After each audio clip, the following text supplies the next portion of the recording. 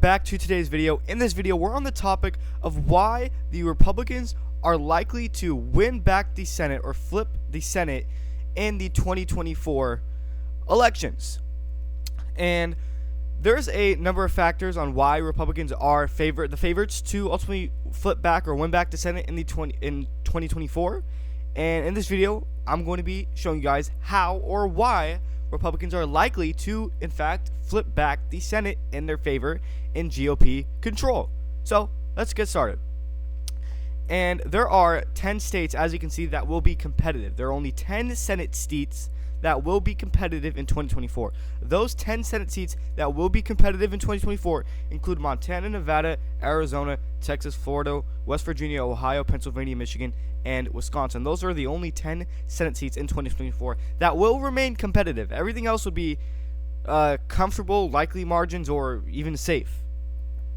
So, and obviously, I think we will have 2 independent seats. Those include Vermont and Maine. Those states will vote for independents, so they will neither go to the Republicans or Democrats.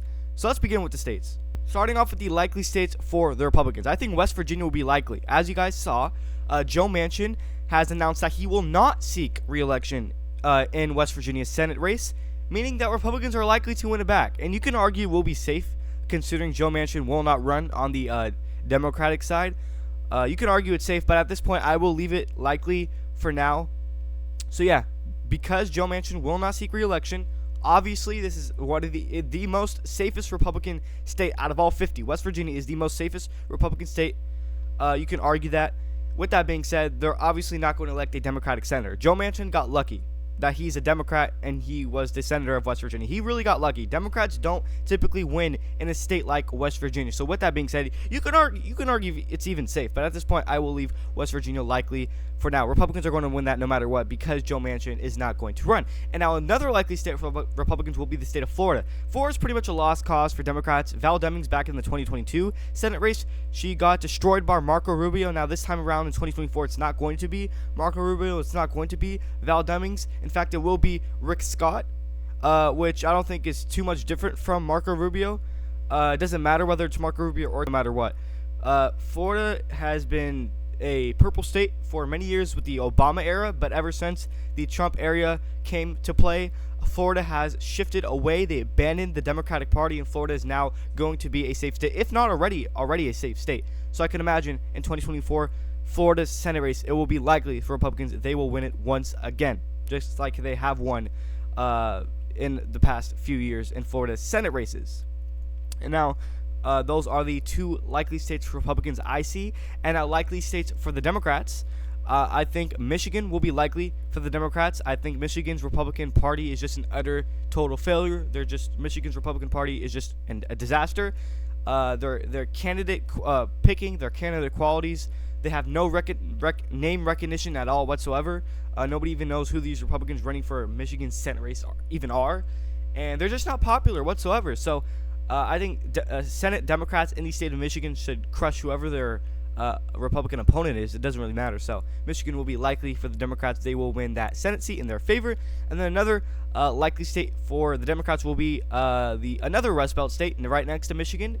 Pennsylvania will also be likely for Bob Casey. I think Bob Casey is a strong Democratic candidate. Democrats, he's running on a strong ticket. So I think Bob Casey is a good candidate for the Democrats, and he will win by a likely margin pretty comfortably here. And I don't think Pennsylvania's Senate race will be competitive at all. And you saw what happened back in the 2022 midterms. Dr. Oz underperformed massively. If they didn't choose someone like Dr. Oz, if the Republicans did nominate Dr. Oz, they would have been better off. Obviously, I did not expect John Fetterman to do that well, but because he did that well, that shows you that if Republicans nominate a terrible candidate, and that goes to show you, by the way, the 2022 midterms is a great example of why candidate quality actually does, in fact, matter. Because if you don't take candidate quality as a consideration and you nominate terrible candidates, then you can hand the Democrats to Senate easily, and that's what Republicans did. They made a major mistake. Now, will they repeat that mistake in 2024? I don't think so. And that's another reason why Republicans are likely to win back the Senate, because I don't think they will repeat the same mistake that they did in 2022 by nominating the worst candidates. Even in Georgia, Herschel Walker was another example, just like Dr. Oz. But so yeah, Michigan and Pennsylvania I think will be likely for Democrats, and same goes for the state of Virginia. And now obviously New Mexico will also be likely for the Democrats. And then we got all the likely states out of the way. Now moving on to the lean states for the Republicans. I think Texas will be lean for Ted Cruz. Ted Cruz defeated Beto O'Rourke in the 2018 Senate race by 2%. I think he will win by slightly more because obviously he's not going up against Beto O'Rourke. So I think Ted Cruz should win that by a lean margin by around 4 to 5 percentage points. So I think Ted Cruz plus 5% is a pretty reasonable margin.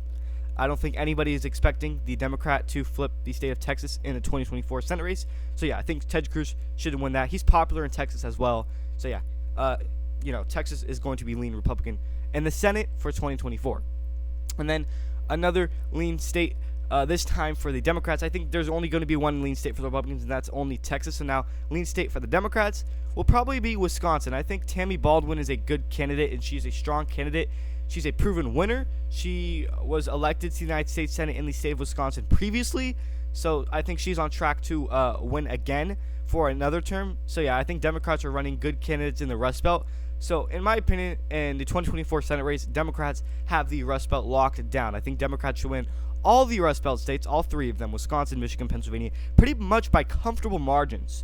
And Michigan, Pennsylvania will be likely for Democrats. I think Wisconsin will be a little bit more competitive than Michigan would be and Pennsylvania would be, maybe by a lean margin for Tammy Baldwin, but it still doesn't matter. I think Tammy Baldwin will win the state of Wisconsin by around 5 percentage points. So yeah, I think Tammy Baldwin will make Wisconsin Senate race in Democratic control. So yeah, I do think Wisconsin will vote Tammy Baldwin in once again, just like how she was voted in the past. So now one more lean state for the Democrats, that will be the state of Nevada. Jackie Rosen will be their nominee, and I think she's a pretty good candidate. And here's the thing with Nevada. Nevada is a pretty interesting state. Nevada is a state where they like Democratic senators, but they like Republican governors. As you saw in the 2022 midterms, that's an example of that.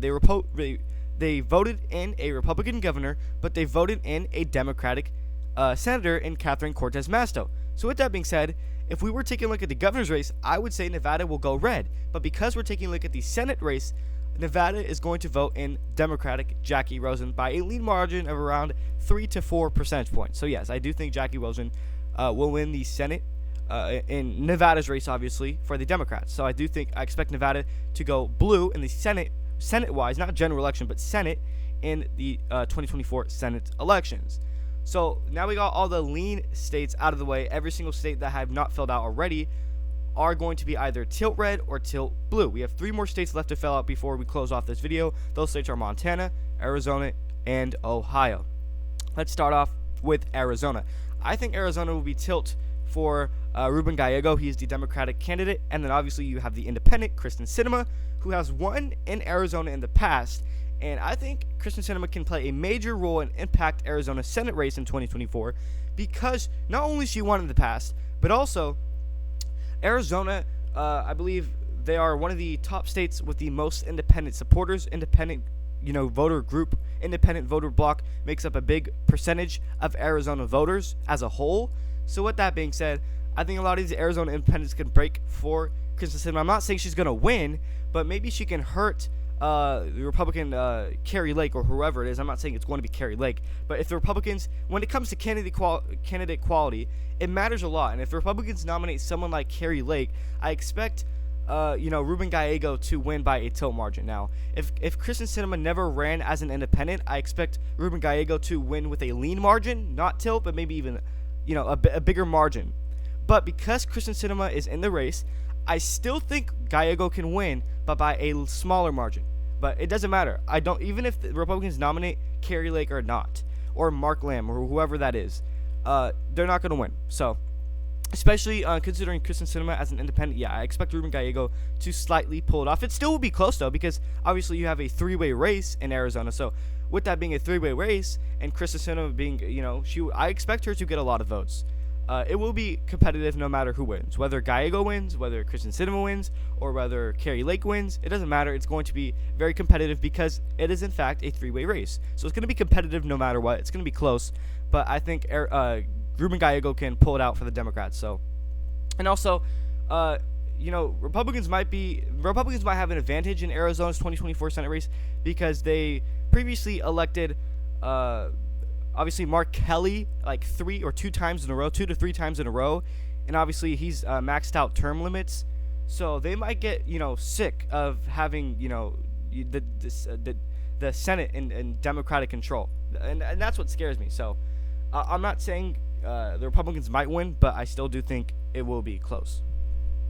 And then, they're tired of Democratic leadership is what I'm saying. So Arizona might elect a Republican senator, or maybe even Kristen Sinema. I think Kristen Sinema has a legitimate shot or a decent shot at actually winning that race. But I'm going to say Ruben Gallego narrowly wins by a tilt margin. And now, on the last and final 2 states, Montana. I expect Montana to flip back for the Republicans. It's previously held by a Democratic senator. I think Republicans will flip that back because obviously Montana is it is a solid Republican state. They heavily vote Republicans in every general election. Their own safe Republican state. It's never competitive, but this time in the Senate, it is going to be competitive. And when it comes to Montana, just like how I said in Arizona, Montana voters might be tired of Democratic leadership in the Senate, because as you all know, it's an incumbent Democratic senator in a safe Republican state. So they might get tired of Democratic leadership, and whoever the Matt Rosendale, I believe that's his name, I think he might win. So that gives Republicans 51 seats. And then even if Democrats, and then as for Ohio, let's say Sherrod Brown, the incumbent Democrat, let's say he does win by a tilt margin, because if he were to win, I would say it would be by a tilt margin. That's how close I think Ohio Senate race will be. In fact, matter of fact, I think Ohio Senate race will be the closest Senate seat out of all the Senate seats. I think Ohio will be fun to watch in 2024 Senate race. I think it will be the closest state out of all the Senate seats. And then, so yeah, let's say even if Sherrod Brown does win, it doesn't matter. Republicans still win, and that's the reason why Republicans are likely to flip back to Senate, because if Democrats still hold on to seats like Ohio, it still won't matter. If Democrats, keep retaining Arizona, it still won't matter. Even if Democrats hold on to Nevada, it still won't matter, because you have these 2 independent seats like Vermont or Maine that will vote independent. I expect them to vote independent. So with that being said, and even if it was a 50-50 tie, let's say Democrats win Montana, even if it was Republicans still would get 50, maybe Biden loses in re-election, and then obviously the vice president will be the tiebreaker.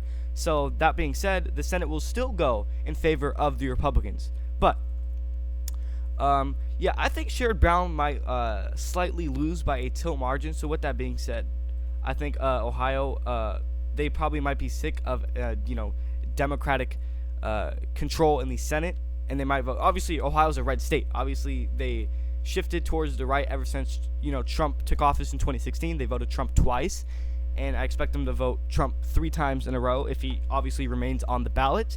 But with that being said, this is my final 2024 Senate prediction. Republicans at 52 seats, flipping back control of the Senate.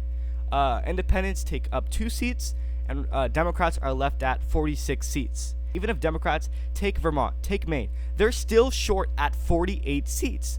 So it doesn't matter. Republicans are still likely to win back the Senate. So this is my finalized 2024 Senate map as of today. Let me know what states you disagree with. Let me know what seats you agree with. And do you agree with my Senate map overall? Let me know in the comment section down below. And don't forget to subscribe, as we are approaching 700 subscribers. Thanks for watching.